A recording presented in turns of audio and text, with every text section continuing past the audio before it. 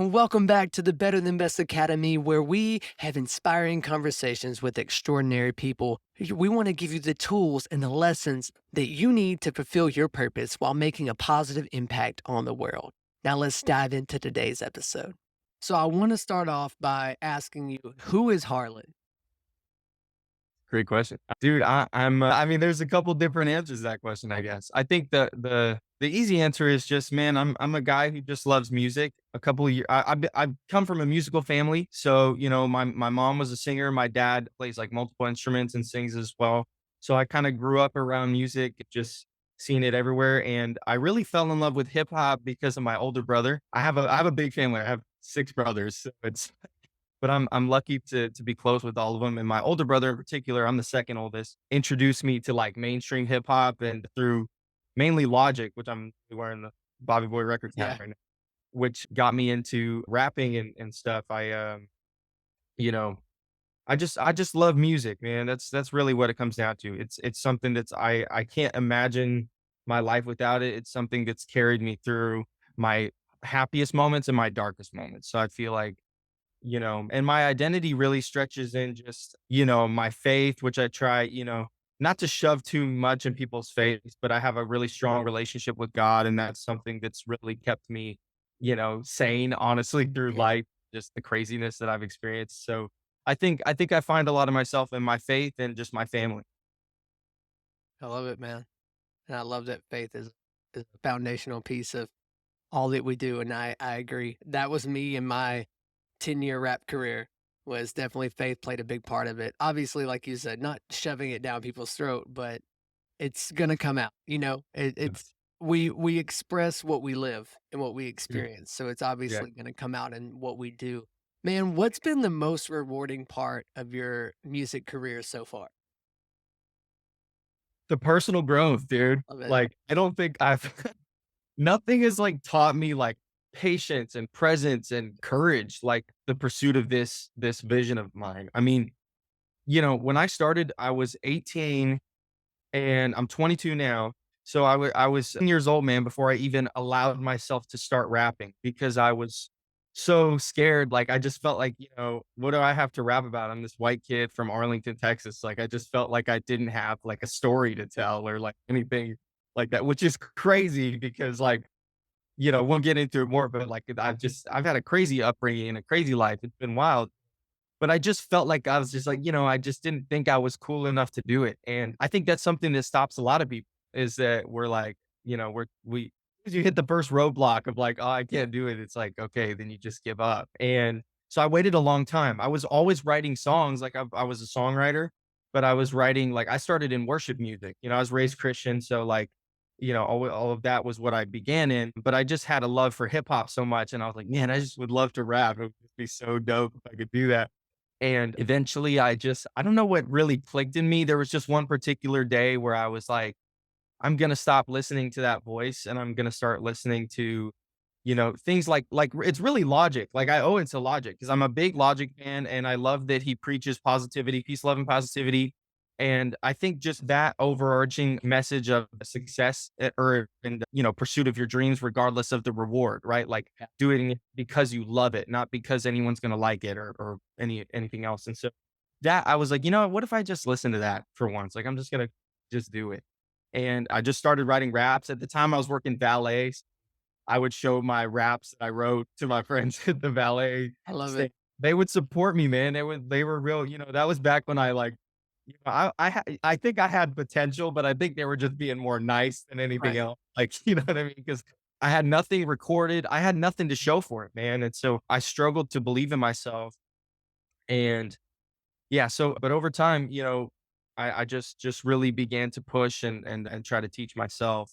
My mom was actually kind of the first like doubter in me. Oh, And man. I don't want to say that in like a mean way. Yeah. Like my mom is literally like my number one supporter. Like she's literally the greatest in the world. And she out of anyone understands the dream because she was pursuing the same dream not long ago, with music. And I think just because of at the time I had come to her and told her, hey mom, like I'm thinking of recording a solo album, like I'm thinking of trying to do hip hop and trying to do Yeah. music. And, she was just on kind of honest with me, was like, Harlan, like, you'll have a better chance being in like a band or being in a group. Like you're not really like the front man. You're not the main act. Dang. And I remember like that was the first thing that like got me fired up. I feel like I needed that because that fired me up. I was like, all right, mom, like watch me go do it. And it gave me the motivation to like go after it. And so I just started teaching myself. That's tough. Man, growing up in a musical family, I imagine that can be helpful, but also there's like the dark side to it. It seems like. What would you say is the biggest takeaway you've gotten so far, being someone who grew up with musical family, now wanting to pursue the music for yourself? Man, dude, it teaches you. Here's the thing, like my mom was literally like famous for a period of time. Like she was in 2008, there's a show called Nashville Star. Yeah, I always describe as kind of like the country music version of American Idol. It's a singing yeah, I competition, remember. right? Yeah. And my mom won the show in 2008. Oh, wow. And so she was like, all of these things were happening, where it was like her big career was about to begin. But at the time, she already had 5 boys, Wow. including me, and my dad at home, so it was like a big commitment, and combined with all of like the economic stuff going Yeah, on at the time, it was just the worst timing to be having those blessings come your way because, you know, like record labels didn't want to like yeah, make deals with her because they're like worried that she's not famous enough to really invest their money at the time. And there was just so many things going on. It was insane. But like, I saw a portion of that world and what that looks like as a child. Be like, I had cameras in my face, and I remember like being just like, whoa, what is this? Before I even knew what a camera was, it was right. like being held in my face, and I'm like, what's going on? And you know, I think seeing that portion of it, and then what happened was like, the deals fell through, and so it didn't like work out basically. And my mom elected to, instead of pursuing it anymore, she kind of decided to focus more on being a mom and Yeah, do working on her own businesses. So I had this really wild start to my life where it was like it started off like where it was going to be so big, and then we kind of went back down to where we just lived this normal life, yeah, after being like famous for a minute. And I remember my mom getting recognized like everywhere for a while, and like, it was weird. And so I think that gave me this to me, this beautiful sense of like humility where I started it kind of at the top, but I was a yeah, kid, but like I started at the top and then was kind of brought back down to earth so that I could see the what both worlds look like. And I understood from an early age that like how messed up the industry is, like how like I knew right away that like, oh, these people are exploiting us for money and just yeah, want to use our story for their gain, you yeah, know. Um, and so I was like, I think that gave me a good sense of presence, but also part of me feels like, there's a sort of a almost like destiny aspect, man, to what I do. Like where because again, like I feel like out of all my brothers, I really was like the least likely to like yeah, become a solo artist like on this level, do it like this. And I think just seeing what my mom went through with like, having to decide between her dream and like her family and stuff like that gave me more of a sense of, oh, I'm still young. Like I've still got the time to like I don't quite have those responsibilities yet. So it allows me more freedom to really go after it. But even at the same time, I also have this presence of wisdom knowing that the money, it's not about the money or like it's really like it's not everything. I've even had I've had money come and go. Like I had an yeah, investment that I made that was like going insanely big. This is recently, right? That was going insanely big and then got taken away from me completely. So that was another like, oh man, I'm on the way up and then just drop right back down to earth kind of thing. And I just feel like it's really like a God thing, like it's a humility thing. Like I've learned that presence is the only way to really keep up with, how quickly time is passing.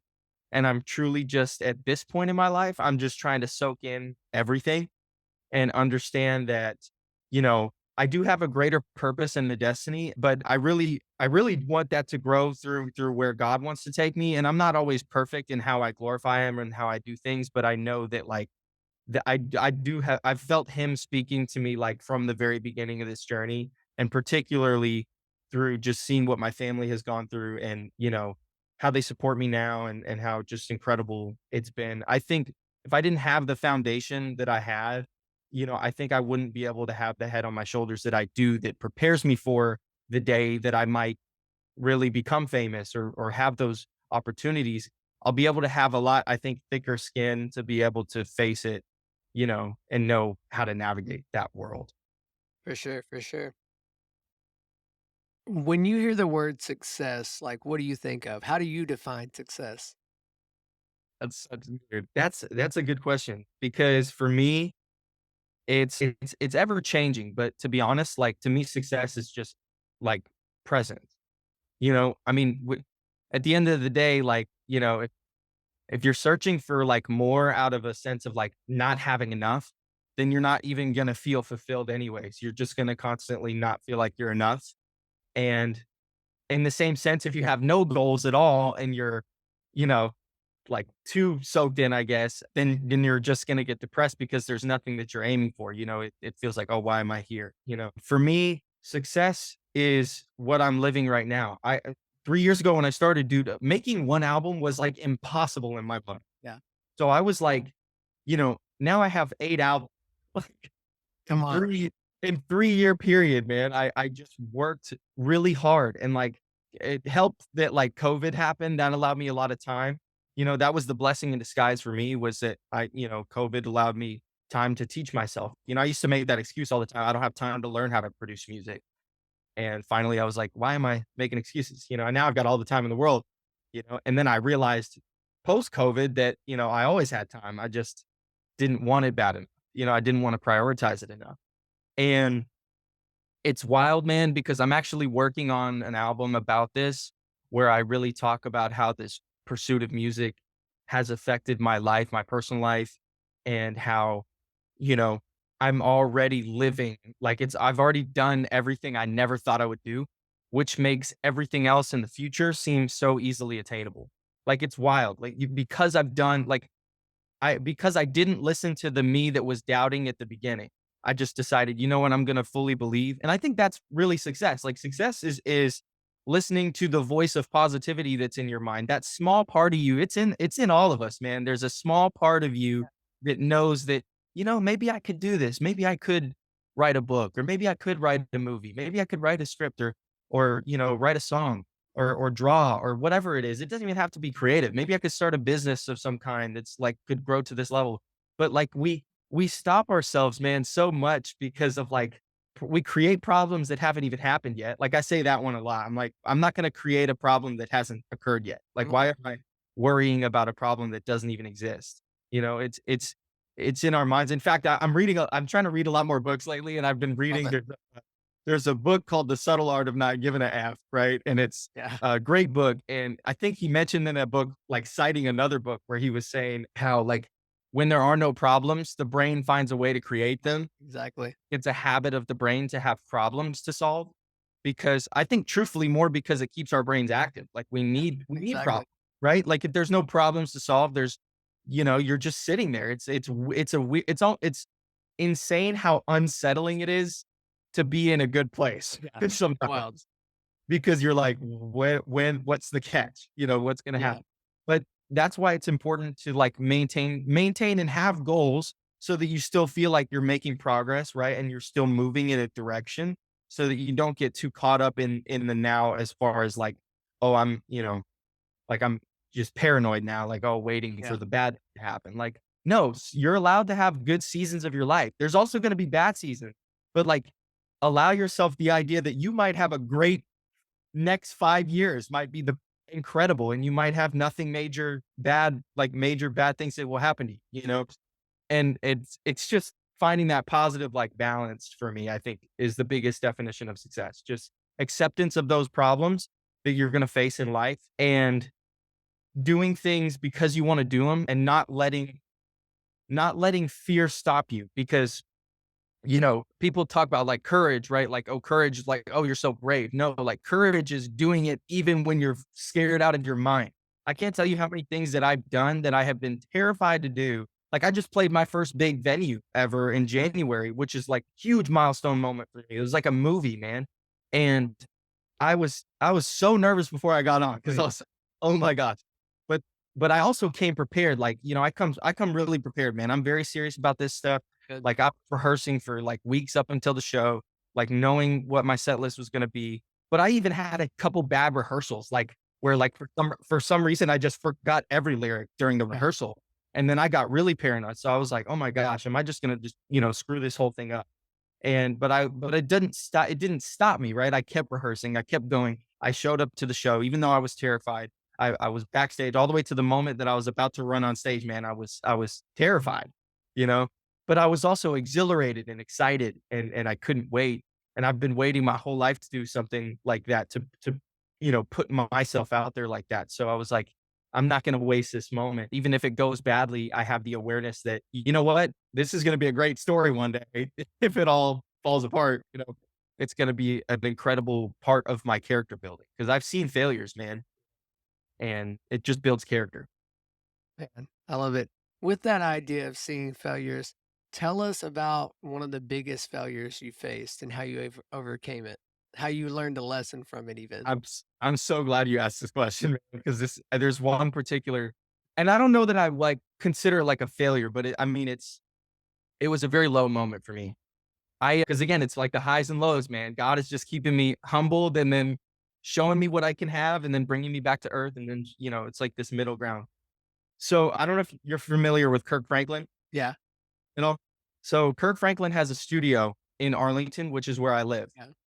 And I found this out through my ex-girlfriend's dad is a multimillionaire, successful dude. So at the time, this was like last year in like near October or so, or he had actually couple when I first started making music, he encouraged me, hey man, you should go, knock on Kirk's door and just try to get your foot in the door, encouraging me to essentially like offer any kind of service that I can offer to get in there, right? Like Yeah. Kirk Franklin, big name, worked with a lot of important people, probably would Real. enjoy the fact that I do hip hop, right? And so I put it off for like a good 2 years, man. Like I was like, there's no way that's gonna work. I'm a random stranger. There's no way like it's gonna happen. But by the time I was working on my fifth album and I had just put out my fifth album.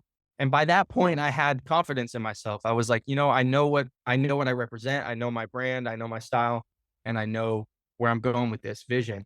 And so I did it. I knocked on the door, security guy answered the door. Like I got the studio address from her dad. And I knocked on the door. The dude gave me a phone number to call, which I was like, that's already further than I thought I'd get. I called the number, a lady answers the phone. I'm like, hey, I know you don't know who I am, but I'm looking for studio experience and I would love to intern if I can with you guys. And she's like, don't know who you are, but sure, send me an email. I'm like, okay. That didn't seem like it went well. Like I didn't think Yeah. it all went well. So I wrote out this like really long email, like overly explaining myself. And then I sent that and I instantly regretted it. But luckily, by the grace of God, it didn't send. Like there was like a problem with the connection. So I rewrote the email, way more simplified it. Just, hey, here's who I am. Here's links to my stuff if you want to know more. And sent that and somehow got an answer. She was like, yeah, okay, come to the studio. I'll remember this forever, man. She's like, come to the studio on October 13th and we'll get you like to help us set some stuff up or whatever. So I went in and I was helping Kirk Franklin's engineer set up stuff in the studio. So I'm like in his studio now. And I'm like, what am I doing here, bro? I'm like a random kid. Like these people don't even know who I am. And I had told Mike, his engineer, I was like, hey, is there any way like I could come back and like, do you guys need any more help or anything I can do? And he's like, yeah, you can come through tomorrow. Like Kirk's going to be here tomorrow. And I was like, okay, great. So I'm back the next day and I walk in, security opens the door for me. And the first person I actually get introduced to when I walk into the studio lobby is the lady that I spoke to on the phone initially, who turns out to be Kirk Franklin's manager. So like meeting his manager now. And then everybody that's in the lobby, there's a few other people on his team, and they're like, oh yeah, Kirk's just right in there. You can go ahead and go on in. And I'm like, what? Like, what's going on right now? Like, this is weird. I go up and now I'm in Kirk Franklin's studio and there's nothing between me and Kirk Franklin but a studio door. So I'm like, I can see him in the window. And I'm so scared, man. I don't want to like be rude and like open the door. So like I'm like standing and somebody else opens the door. So I kind of squeeze my way in. And I say hey to Mike because Mike's in the room. He's the engineer, right? And that's the one dude that I know there. So I'm trying to be like, hey, I know somebody here. And Kirk turns around and he sees me and he's like, "Oh, you must be our new intern." And I'm like, "I guess," like, and he shakes my hand. He's like, "What's your name?" I'm like, "I'm Harlan." And he's like, "Harlan, I'm Kirk. You can call me Kirk." And I'm like, "I know who you are." Like, I know, like, this I can dude's like legend. Yeah, living yeah, legend. And I introduce myself. I'm just being as polite as I can, man. I'm introducing myself to everybody in the room, in the most like try to be humble way, you know what I mean? And I'm really pushing myself there because like, I'm there to genuinely serve. Like I really am trying to genuinely serve. And like, obviously I'm hoping that this will turn into something, right? Like maybe Kirk will sign a deal with me or like hear my music or whatever. But I'm also not trying to be like an ulterior motive, like, oh, I'm just here to, I'm really thinking, what can I learn from this yeah, experience? Like, how can I, why am I here? Right. Like there's a reason I'm here. It feels like this destiny thing. So I end up hanging out there, man, because I'm like, I'm gonna stay here as long as I can stay here. I end up staying there till like 5 in the morning. I got there at like 7:30 PM. So like it's a whole overnight studio session. And they're working on a song. And it's amazing. Like I'm watching my dream happen in front of my eyes. mhm, And at some point in the night, his manager leaves and you know, she tells me, "Thanks, you've been really great and everything." She's like, "I can't guarantee that you'll be able to come back though, just because she's like, we haven't had an intern in like 15 years." And I'm like, "Oh." I said, "Well, thank you for even having me here at all. I'm just honored that I got to stand in here once. It's just more motivation for me, and I appreciate it." And I go back in and I'm hanging out with, at this point, it's me, Kirk, Mike, and a couple other guys in the room. And it gets late in the night and I'm realizing now it's kind of setting in for me that like, oh man, if this is my like last time being here, then I'm gonna regret like not asking Kirk to like hear my music. Like maybe there's a chance something will happen if he hears my stuff. And finally I get the courage to ask, and he has the best reaction ever. He's like, "Yeah, man, like I'd love to hear it." He's very enthusiastic with me and nicest dude on earth, by the way. Like if there's anyone I've met who's like a star, like, like sometimes when you meet your yeah, hero, you're kind of worried that they're not actually gonna be who you think they are. No, dude, like Kirk Franklin is the definition of like he is a man of God. Like you can see God within his soul when he talks to you. He's so down to earth, you know what I mean? Yet very powerful presence at the same time. Like he's intimidating, but like in a way that's like doesn't make you feel disrespected or anything. He's just really accomplished and incredible. And so he's so nice to me, man. And he's like, "Yeah, I'd love to hear, but can we do it like on another day?" And I'm like, "Well, I don't know. Like your manager just said I might not be able to come back." And I remember, dude, he like, it was like a movie. He like looks at me, he like puts up his fist like to give me a fist bump and he goes, "Oh, you'll be back." And I'm like, "What? Like, what is going on?" Like just my brain's exploding, man. I'm like, yeah, because especially at this time in my life, like I'm wanting it more than ever at this period. And so essentially what happens, I leave at that point, I go back to like my normal life, right? Like I'm working at a hotel at this point, right? Just doing my day job and working on music and stuff. And I hit up his manager and I say, "Hey, when can I come back?" Kirk mentioned I could come back like in a couple weeks. I just wanted to follow up with you. And that's when she calls me. And basically it ends up being, long story short, she lectured me on the fact that I had asked him to listen to my music. She wasn't happy about it. She was like, "Hey, there's like legalities and all this stuff. And these are tight relationships and like you should have come through me first before asking him something like that." And I'm like, "Well, I mean, Kirk," I'm asking the dude himself, like, like I mean, he again, he had a good reaction to it. He didn't have a problem with it, you know what I mean? But I understand, like, you know what I mean? Like these are their yeah, jobs, right? Like her job is to protect him and his circle, you know what I mean? So it makes sense. And so I was just respectful to her. I apologized. And she was kind of like, basically, like, "I don't know that you'll be able to come back. Like, I'm sorry." And I was like devastated, man, because that was like, I thought that was going to be it. Like, this yeah, is my big break moment. If I screw this up, then I'm never going to have it, kind of thing at the time. And I remember, dude, that's the most humbling moment, man. I remember sitting, like, she called me when I was at work. And so I like took the call and I ran into the yeah, luggage closet and after I hung up the phone, man, I'm just broke down crying in the luggage closet just by myself, just like, and I remember that was the first time in my life that I like really like, I'd like begged God, man. I was praying and I was like, "God," I said, like, just please, please, like, I want this more than anything. Like, just let me, I just want this to be my career, man. I'm tired of doing the 9 to 5s and I'm yeah, tired, like, being not like, like people not respecting me just because I don't have the credibility of fans. Like, my art is real and I really want it to be seen.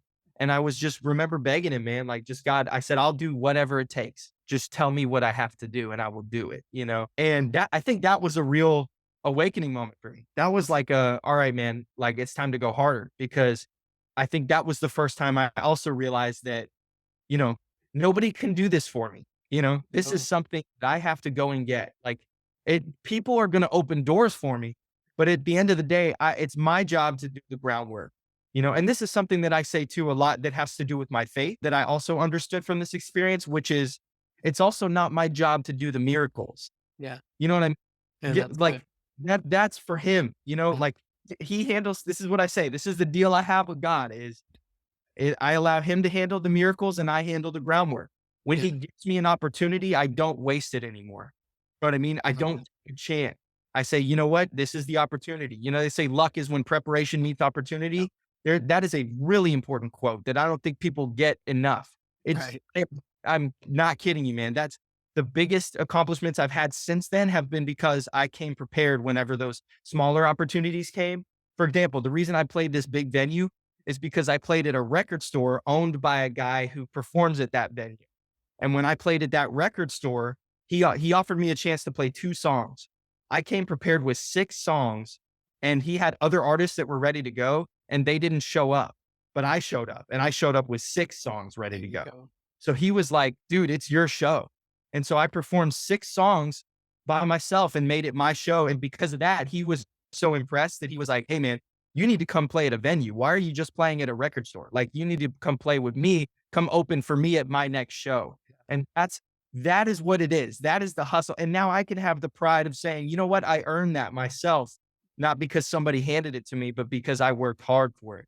So, but that was a big failure, you know, for me with the Kirk Franklin thing. I thought it was going to be, you know, I thought that was the big break. And, you know, sometimes you're given doors and they're opened, and sometimes they're opened and they're closed for a reason so that you can see just enough of what you can have and then be reminded that, hey, again, you got to go and get that Yeah. yourself if you really want it. And I think too, it's like God's not gonna put us in a space when we're not prepared for it, when we don't have the character for it. And I think you even saw when I said that back on a TikTok at one point. And that's so crucial because I mean, you might have not been ready. Yeah. Like if you would have I, been yeah. given everything, it would have been like flash in the pan, one hit wonder, that kind of thing. And you learn from this, Mhm. preparation time is never wasted time. Yep. And you've learned so many valuable skills just from that rejection. And a lot of times people think failure is and that's what I think I get frustrated most with people that think they want to go after this creative thing, but they're afraid to fail. And failure is a part of the game. And when Yep. we like wrap that idea that like we will be rejected, we will fail, we will fall on our face. But it's like you said, when you do have those moments, what is the lesson to be learned? Like, because you get those little sparks, you get those opportunities to really see what it can be. And then you Mhm. think, okay, now I see where I'm at A, I want to get to B. What's it Yeah. gonna take for me to get to B?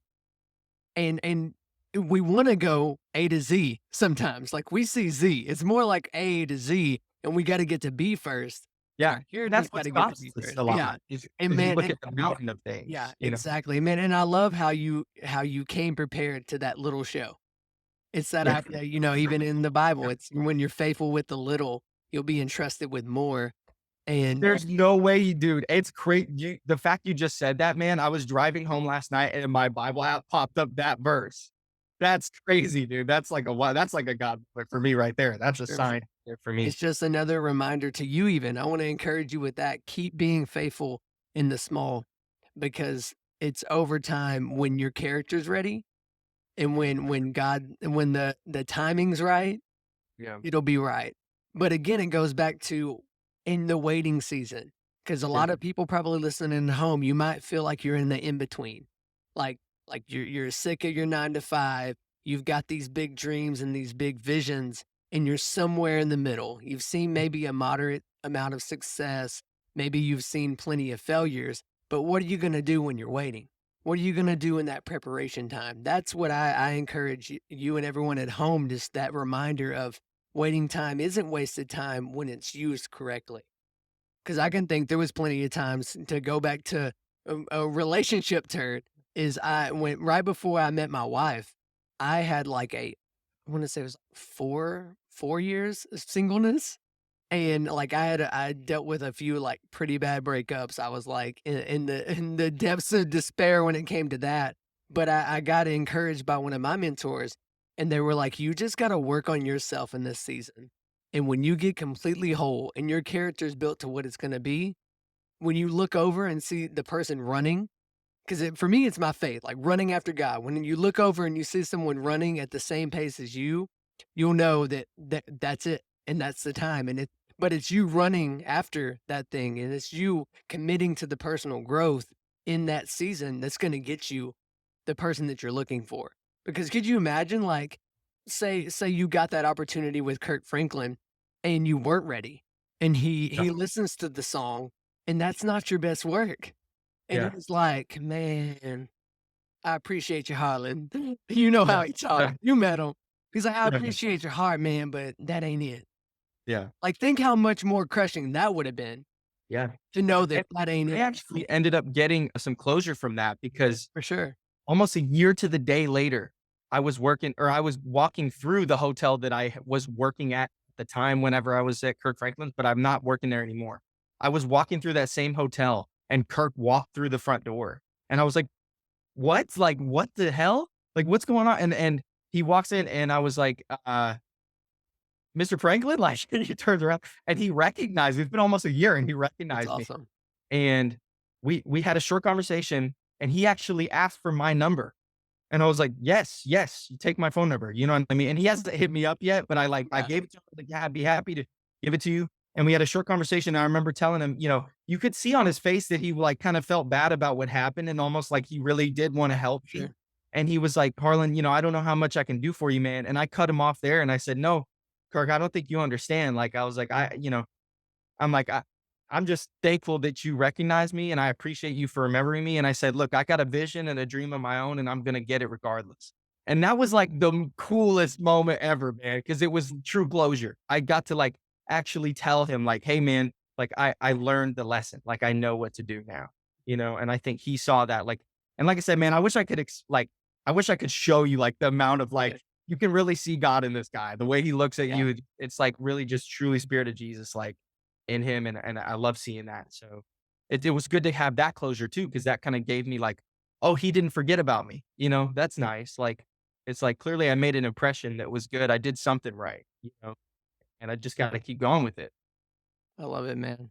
Man, with that said, I wanna ask you, what is your impossible goal?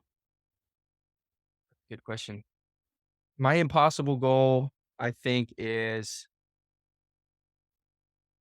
I think I being perfect. It's not that I wake up every day wanting to be perfect, but I understand that like, I can't be. And I think, you know, I feel like as humans, we have like an innate desire to like always be more or always be enough.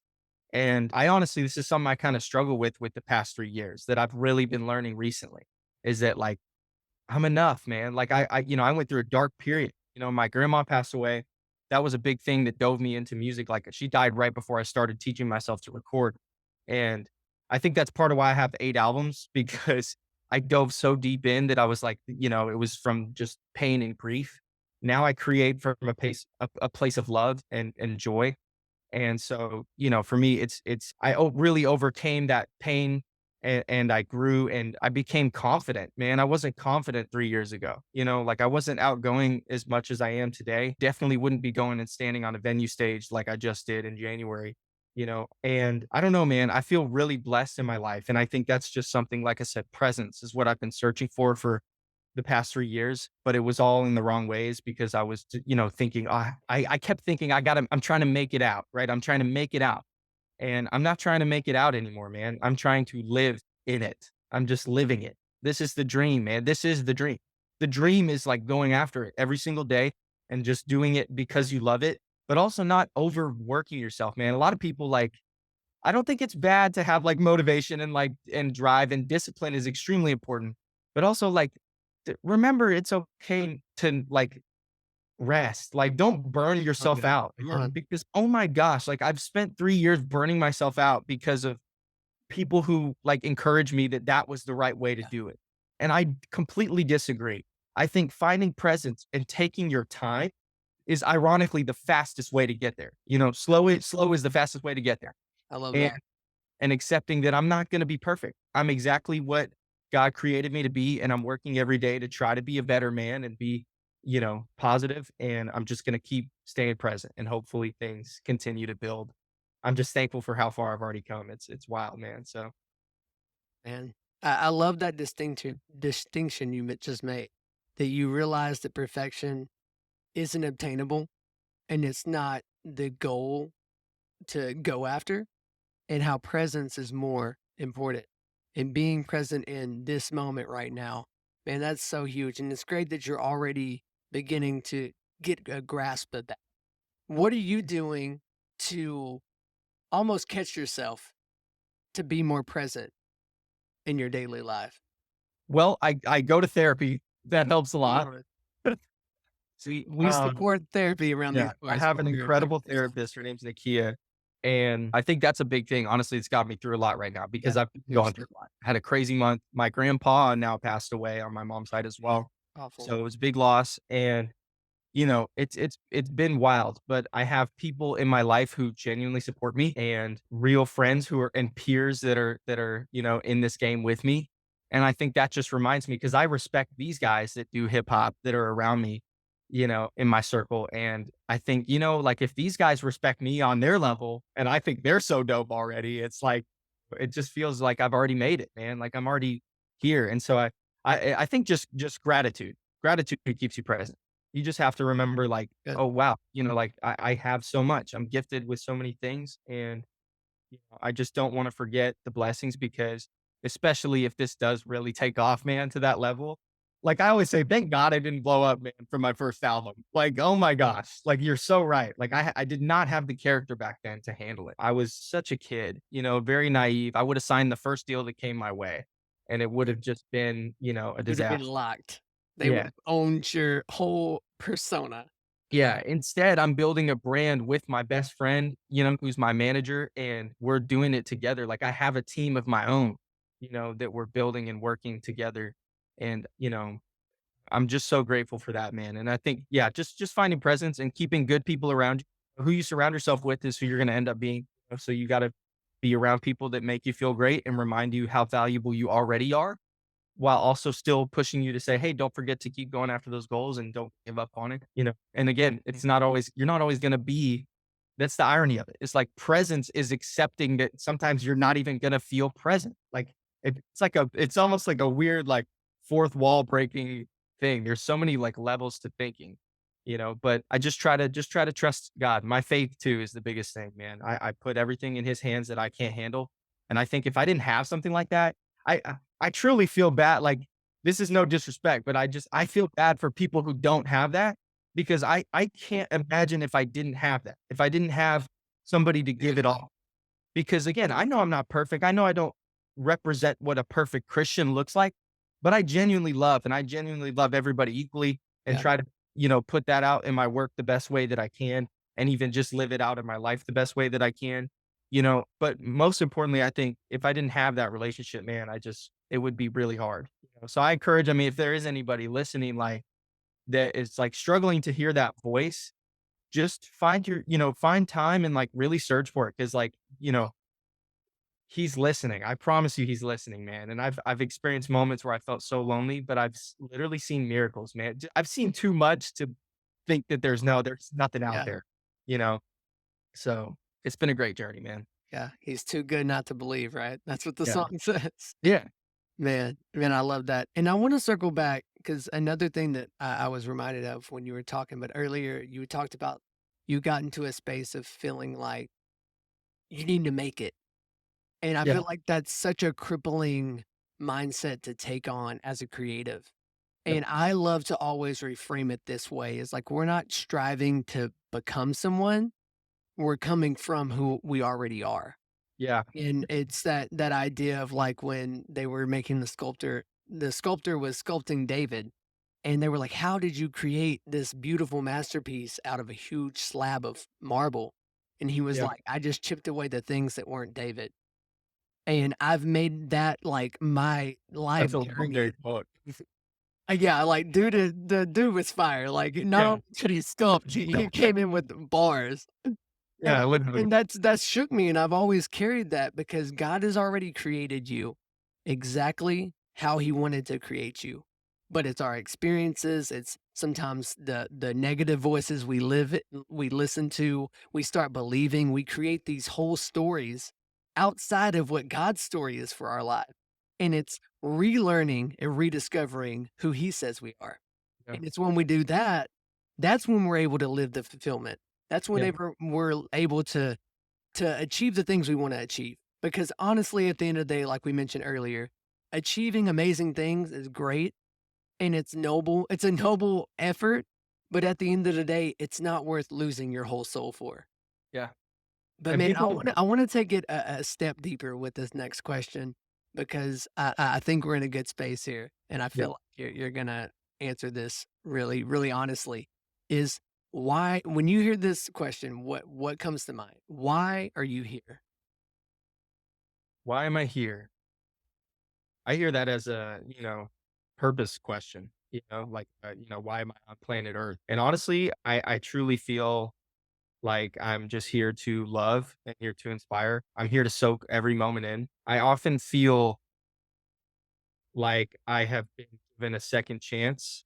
Sounds weird, right? But this is something I tell people every so often, which is that I don't know why, but ever since I was a kid, man, I knew that like I was gonna miss being a kid, and, like, I had this weird future awareness, Wow. and I would just call it God. I really think I just was lucky that God blessed me with this wisdom, which is that I realize every day that I wake up that I'm, like, young, like, I'm still young, and I'm, like, living life, and there's so many points in my life where I feel like I lived my whole life and I came back to do it over again, just to soak it in this time around.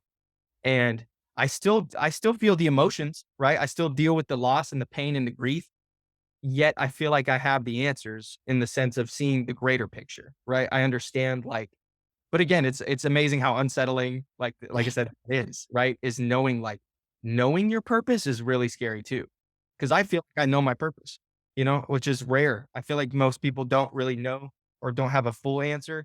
I feel like I'm here to love, man. I'm here to love the most purely that I possibly can. I'm here to spread the most joy and positivity into this universe that I possibly can. I'm here to spread the love of Jesus and talk about Jesus without being afraid to talk about Yeah. Jesus, even though I don't identify as a Christian rapper, like, Yeah. because this is something that's so important. It's a part of my life. Mhm. And I be afraid to put that out into the world just because I don't always exemplify it perfectly. That's exactly what being a Christian is all about, man, is, you know, we're forgiven. You know what I mean? Doesn't mean you can just do whatever you want, Yeah. but it means the more that there's one of my favorite verses is, I think it's Jeremiah 29:13. Because everybody talks about 29:11, like, for know the plans I have for you. But Yeah. 29:13 is like where he says, "He who seeks me with all his heart will find me." Yeah. And I truly believe that. And again, that's something that I want to say to those people out there that maybe don't have a specific like faith. Like, if you're genuinely like seeking with all your heart and soul and like letting go of control and knowing like, you know what, maybe this isn't my universe, maybe somebody is in Yeah. charge, like, and allowing that into your life, you'd be so surprised how much he'll reveal to you then. You'll be so surprised how much you start hearing him talk to you. And I have the opposite problem of most people I know in my life, which is a lot of people I know say that they struggle to hear God when they pray. Yeah. For me, I've always been able to hear God. I can't stop hearing him. In fact, sometimes it's too much to the point where it's frustrating because I'm like, I'm just trying to live my rap life. You know what I mean? And he's like, "Hey man, I'm asking you to glorify me and give me a purpose, right? Like, and speak on me. And I feel compelled to do that and like trust that, you know what I mean? And the human side of me kind of fights it out of fear that people Yeah. might have a problem with it or disagree with it. But honestly, like, that's the life, man. Those are the, negative forces trying to stop me from doing what I'm made to do, which is glorify God. I think that's Yeah. the number one thing that I'm here for. But also just to love, man. And life is such a beautiful thing. And I have just decided that I'm not going to miss a second of it. I'm going to soak all of it in. Sometimes I literally wake up, man, and I like look in the mirror and I'm like, I think I'm crazy sometimes because I'm like, I know this stuff. It's weird. Like, I look in the mirror and I'm like, holy shit. Like, I'm 22. Whoa. Like, what? Like I'm young. Like it's weird. Imagine if you lived till you're 80 and you woke up at 22 again. You would be like so energetic every day, and you wouldn't care about the little problems. You would be so excited for the fact that you get another chance to do it all over again, that it's like you just want to make sure that you're just doing the right thing, and doing the best thing and loving the people around you the best as you can. And that's exactly how I feel. Like I wake up, and I have my bad days, but like most days I wake up. There's another great like analogy that I heard about this where somebody did this like with money, right? Like if somebody gave you $1 million tomorrow, like or today, you would be so happy, right? It would take a whole lot to ruin your day because you're like, oh, I just made $1 million. Like nothing can ruin this day. But what if somebody still told you, I'll give you $1 million right now, but you can't wake up tomorrow? Yes. And they would say, "Oh, well, then no, I wouldn't take the $1 million." And so he's like, "Oh, so what you're saying is waking up tomorrow is more valuable than $1 million to you?" And he's like, "Yes." Mm. And he's, "So why are you not waking up every day like you just won a Come million on. dollars?" Yeah. Because that's exactly how it feels for me. It's like I wake up and I'm like, oh my gosh, I have time. But I think of it in time. Time is the most valuable currency. And Yeah. that's another thing I've been saying a lot is I'm making time my most valuable currency. Spending it doing things that I love because I love them, not because I'm worried about if they're going to be successful or not. Spending time doing with people I love and being there when I'm with them. It's another thing I've struggled with is the presence thing because of this success demon that I had for a long time. Like I gotta be more, I gotta be more, I gotta always be on my grind and always be on my hustle. No, you don't. You need to breathe and take time and heal. And I can actually like hang out with my now girlfriend and like, you know what I mean? And like be there with her, and not feel like I have to be somewhere else because that's something I've struggled with Come on. for and I've been creating more. It's ironic because finding that mindset, now I've literally been creating more things than I've ever Yeah. created. I've worked on so many new songs. I'm working on a huge new album concept that's insane. It's gonna have skits and everything. I'm writing a book. I'm reading books. Like it's insane. The amount of productivity that I have now found in slowing down, you Yeah. know? Come on, dude. And that's what it is, man. Find your pace and like do what you love. It doesn't matter how many people are watching. Live the dream that you want to live. Go and do it because you love it. This is like, believe me, you're not missing out on anything. I've seen what fame looks like. I have literally been there. Yeah. Come on. I've been around famous people. I have met too many famous people myself to not be famous myself. It's kind of crazy, you know? And I've met famous people like Kirk Franklin who are truly men of God, and I've met people who have egos bigger than the freaking bigger than Mount Everest. Yeah. And at the end of the day, the people at the top, you'd be so surprised how much the people at the top are struggling with the same problems Yeah. that the people at the very bottom are struggling with. The day you stop trying to make it is the day you make it. Like Yep. live it today, man. This is what you're guaranteed. And keep working towards your goals. Don't be afraid to improve, but like find presence and enjoy the process of building it. That is the most fulfilling feeling. That's yeah. Come on. That's what I've learned, man. 3 years. I'm Yeah. so glad I did not blow up 3 years ago, bro. I Man. just Come wouldn't on. have been ready. Yeah. I Yeah. agree. I think the same thing about myself all the time. I'm like, man, if I would have made it as a rapper back when I was trying so desperately to make it as a rapper, it would have been a sad excuse for a life. And that's the crazy part about it. Is like for me in my journey, God literally said, "Are you willing to put down the thing that you identify your whole life with to truly follow me and find yourself?" And that was the crossroads I was at. So I put down rap.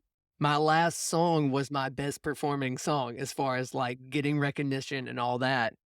And God was and I set that down.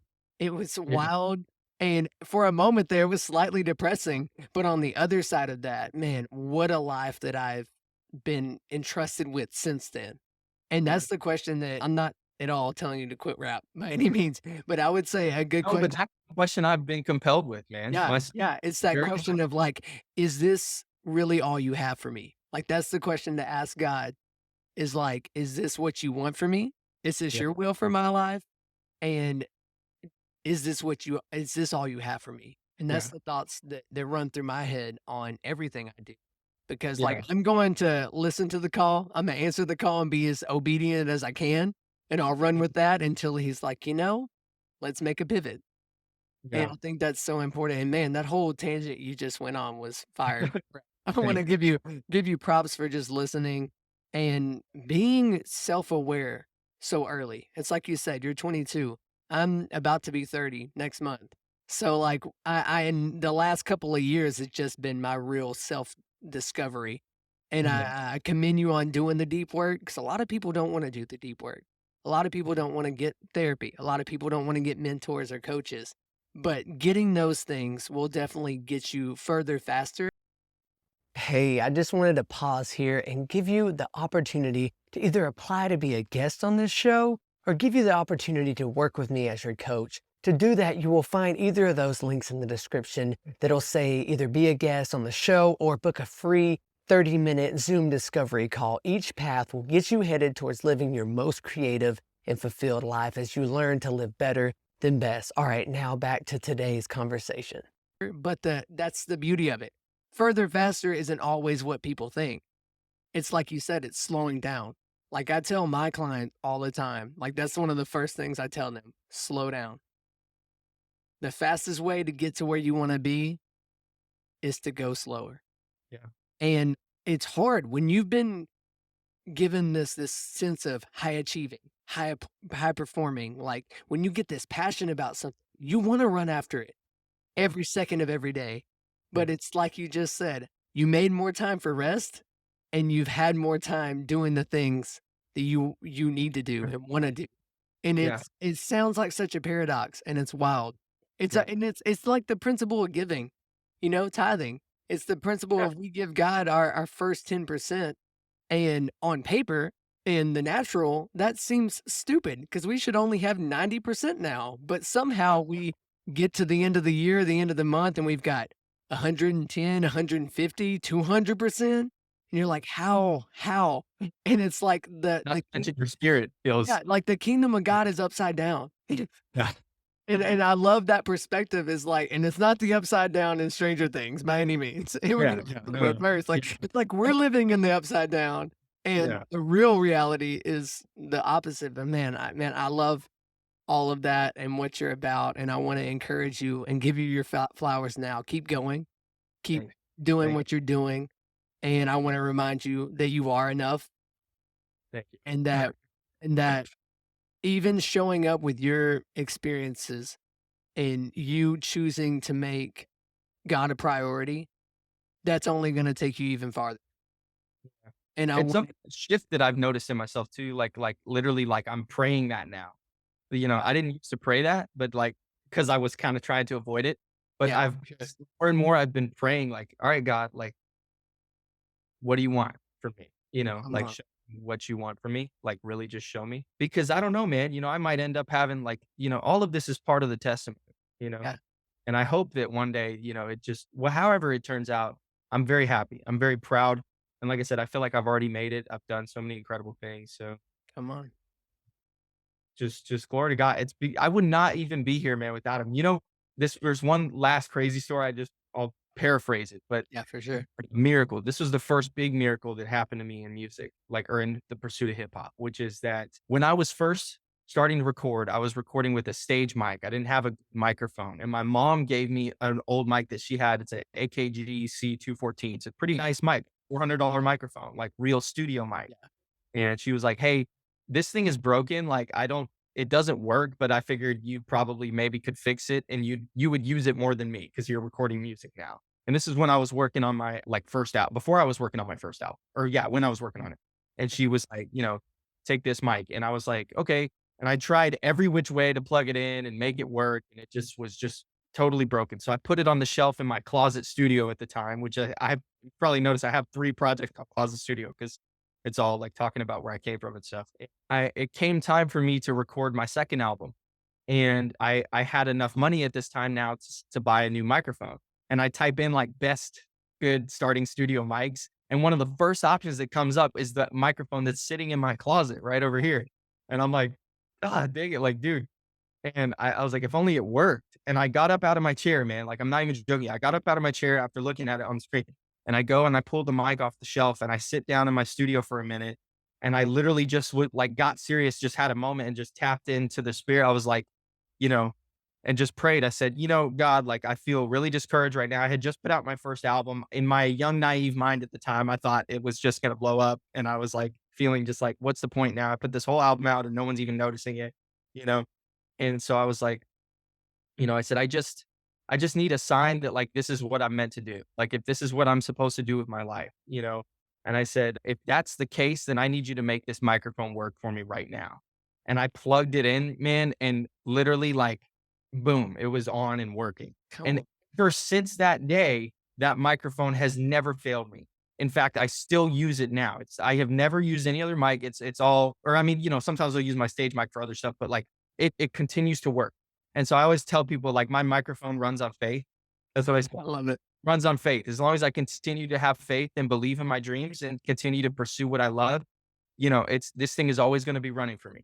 And I always have that to go back to, that foundation of knowing that God said, and remember this. I want to emphasize this. I didn't pray to God, show me that being famous is the way to go. I said, God, I need to know. I said, God, I need to know that making that music is the pathway that you have for me, Come on. that music is what I'm meant to do the rest of my life.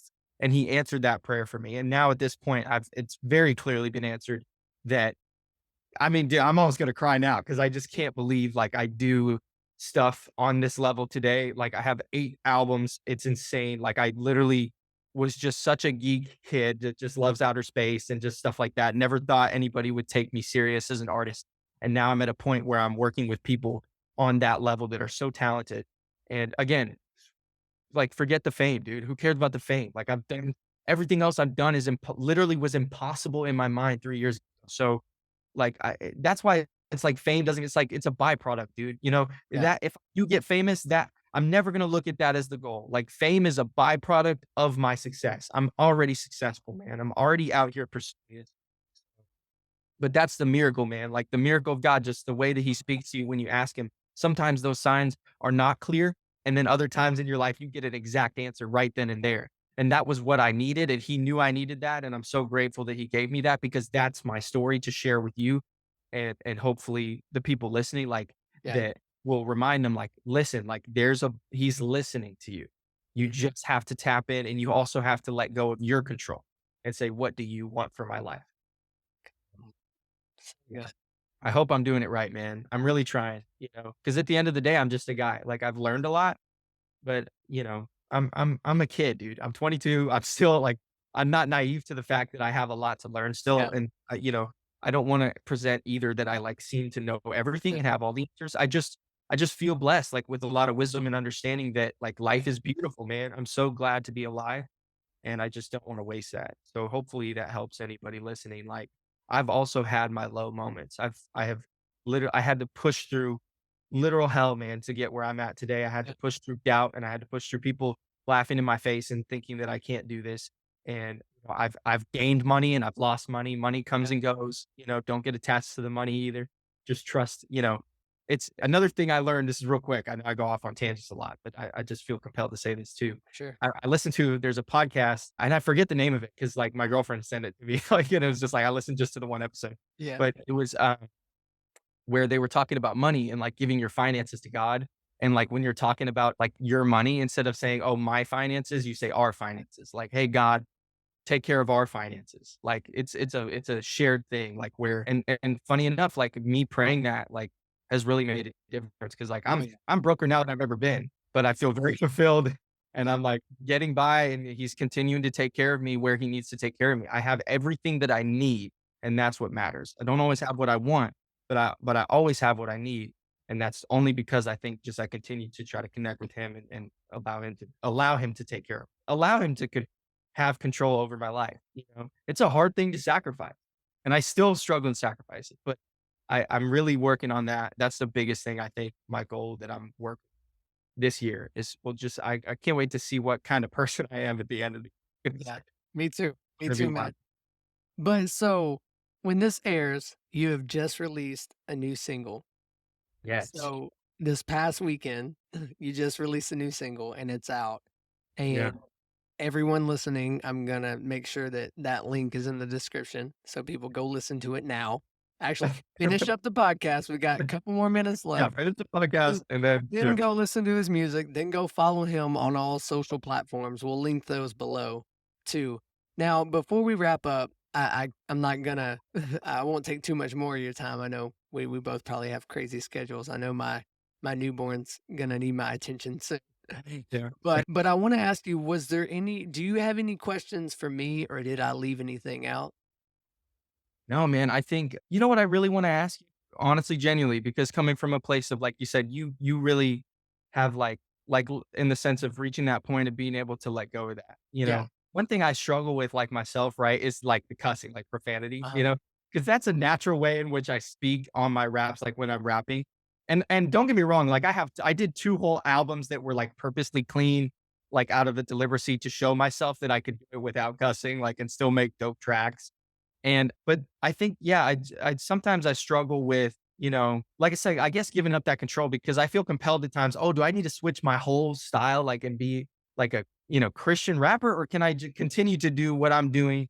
Because it still is from that place of love. And I also feel like there's value in me not labeling it because for those audiences that maybe get turned off right away by hearing that term. So I want to ask you, like as a Christian, what do you feel like is the best way to go about that? What do you feel like is the smartest way to present myself? Because I'm not afraid to talk about my faith in my songs, and I do. If you listen, I'm mentioning God all the time. Honestly, maybe too much for somebody who isn't a Christian. Like you're like, wait, you're not a Christian rapper? But do you feel like that label is necessary, or do you feel like I'm doing it right? Because I really struggle with that question.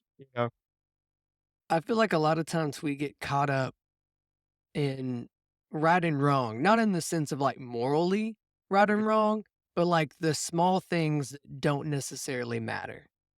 Like I think personally a label, like labeling yourself I'm this doesn't matter. If that makes sense. Cause like, yeah, Yeah, when I was early in my career, I was 100% I'm a Christian rapper. This is who I am. This is what I do.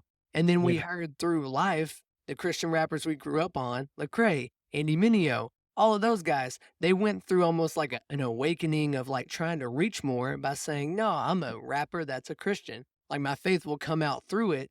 And I think both angles are necessary and needed. They're mhm, needed spaces. But again, it goes back to who you are and who you're trying to reach. Because I yeah, had a pastor once tell me when I was in my rap career, he was like, "You're like a spiritual Navy SEAL, I feel like.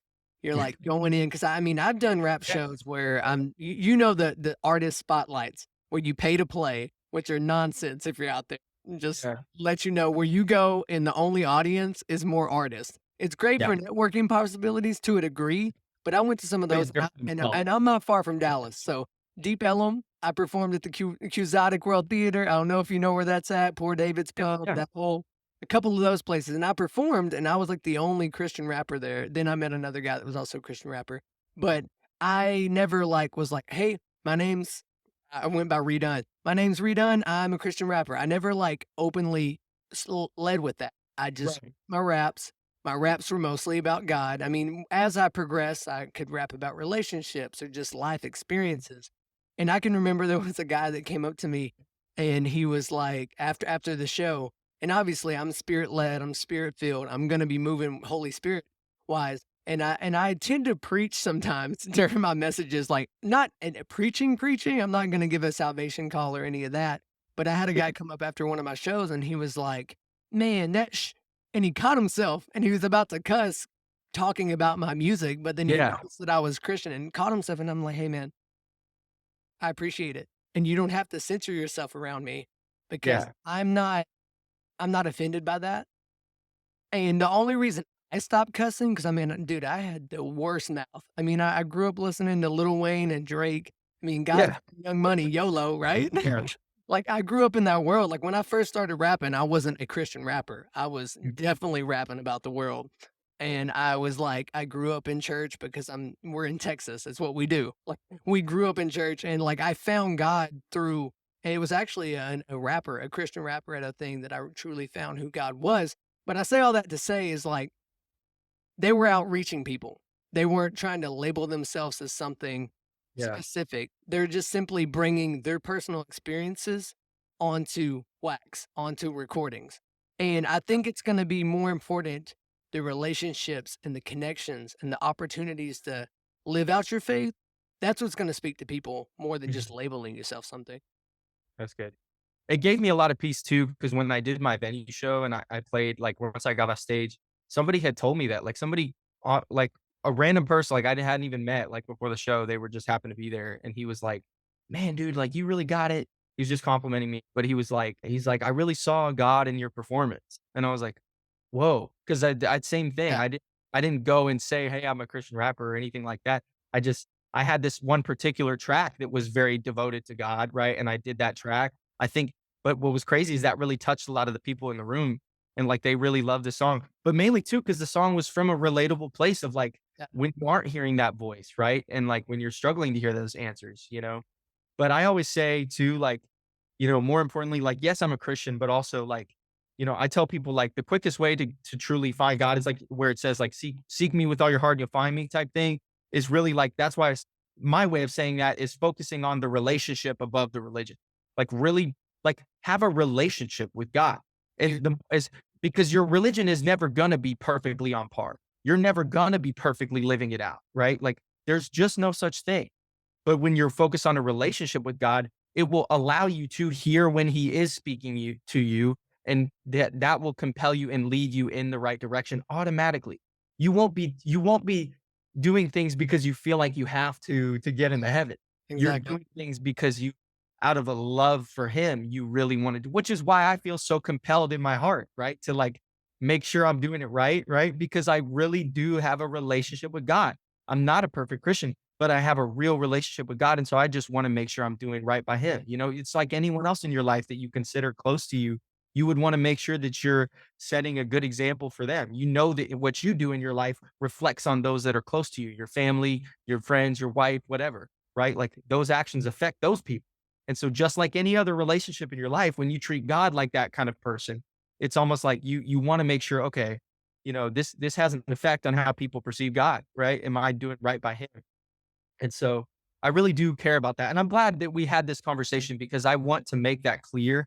Like, for people who maybe don't know that, or maybe just came across me or haven't heard of me at all before, like, it's really important to me that it's clear that the foundation of my music is in my faith above everything else. Like, I'll never let any amount of accolades or success, like, change that. It's really just truly from a place of gratitude, and God gave me these gifts, and I'm not going to waste these gifts to create music. But also, I worked hard to get good at music. So keep working hard if you're out there. Like, dude, like, I come from a musical family, but for those people who don't, let me emphasize to you this: rap was not in the cards for me, bro. Yeah, I could not rap to save my life 3 years ago. I couldn't make a beat. I didn't know how to do any of it.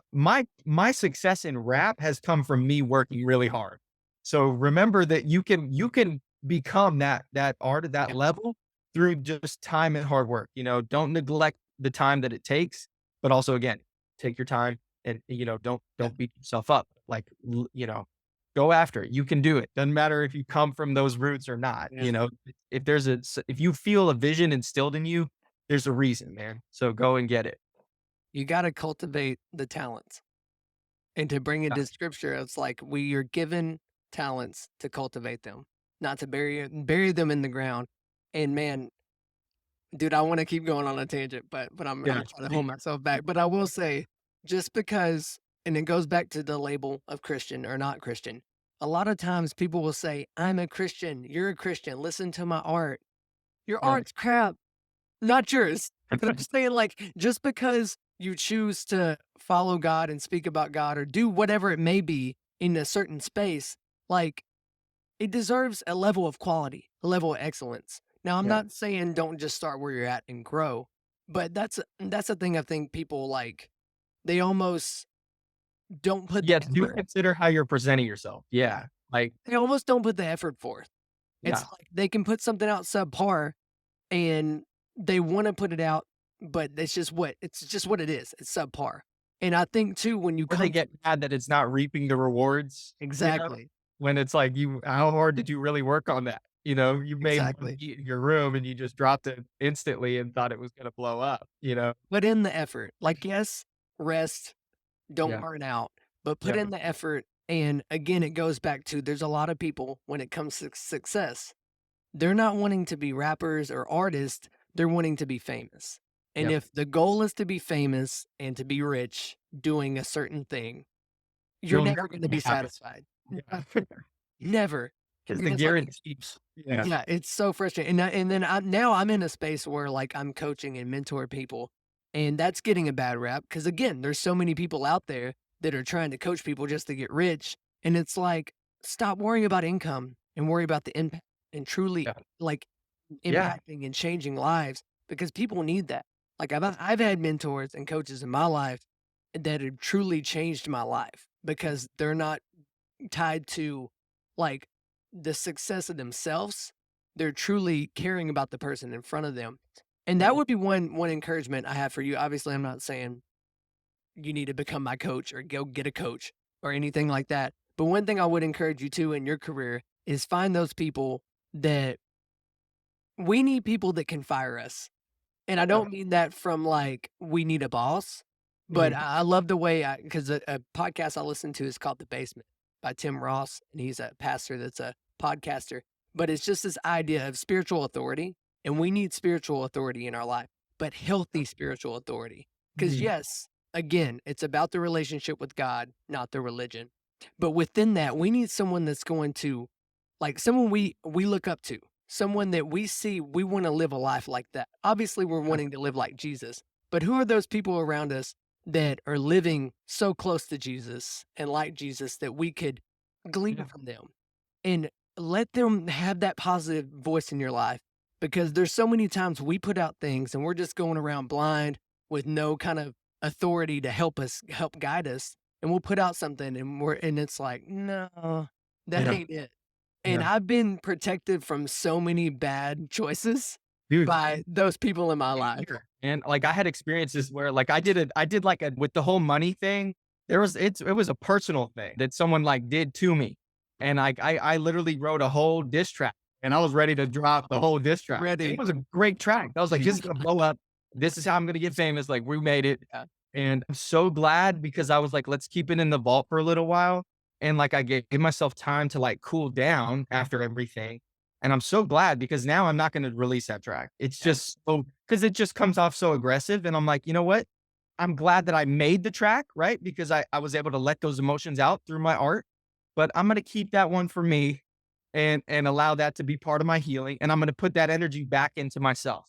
You know, I'm not gonna put anything out that 'cause that's not what I represent. I represent peace and love, man. I represent absolute just love and forgiveness, honestly, and because I also truly in my heart forgive the person. I really do. I want the absolute best for everybody around me.